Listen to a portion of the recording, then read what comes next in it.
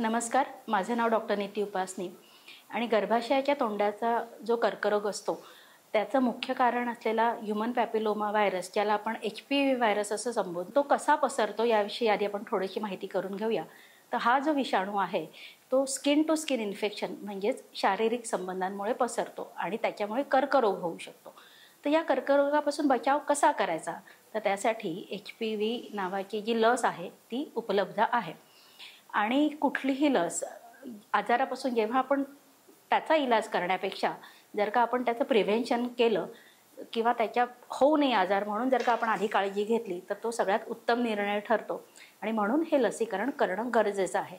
तर हे लसीकरण करण्याचं योग्य वयोगट कोणता, तर 9 ते 14 वर्षाच्या मुली आणि मुलं यांच्यामध्ये हे लसीकरण केलं जातं आणि तेव्हा त्यांना 2 डोस लागतात, म्हणजे पहिला डोस आणि 3 महिन्यांनी दुसरा डोस. तर जेव्हा हे 2 डोस दिले जातात तेव्हा त्यांच्या शरीरात जास्तीत जास्त अँटीबॉडीज तयार होतात या विषाणूविरोधात. 15 वर्षानंतरही हे वॅक्सिन देता येतं, पण तेव्हा 3 डोस लागतात, म्हणजे पहिला डोस, 3 महिन्यांनी दुसरा डोस आणि 6 महिन्यांनी तिसरा डोस. आणि तेव्हा ज्या अँटीबॉडीज तयार होतात त्या थोड्या कमी प्रमाणात होतात, म्हणून 9 ते 14 वर्षाचा वयोगट सर्वात योग्य वयोगट आहे. मग हे लस जी कोणाचे प्राण वाचवू शकते ते घेण्याचं प्रमाण इतकं कमी का? कारण पालकांच्या मनात या वॅक्सिनविषयी अनेक शंका किंवा गैरसमज आहेत.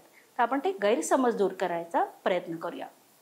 तर पहिला गैरसमज असा की हे वॅक्सिन सुरक्षित नाही.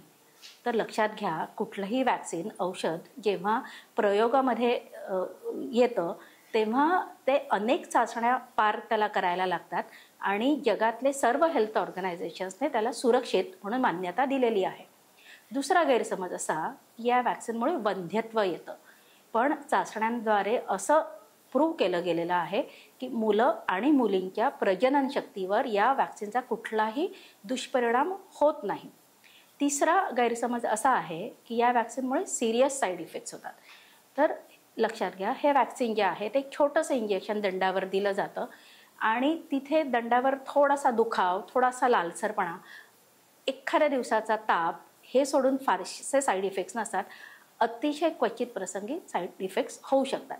तर हे जी लस जी पुढच्या पिढीला सुरक्षित करू शकते आणि कल्याण डोंबिवली महानगरपालिकेने जो हा स्तुत्य उपक्रम हाती घेतला आहे, तर पालकांना नक्कीच ही विनंती की तुम्ही तुमच्या मुलींना हे मोफत लसीकरणाचा फायदा करून घ्या आणि KDMCला आपण सर्वायकल कॅन्सर म्हणजेच गर्भाशयाच्या तोंडाच्या कॅन्सरपासून मुक्त करूया. नमस्कार.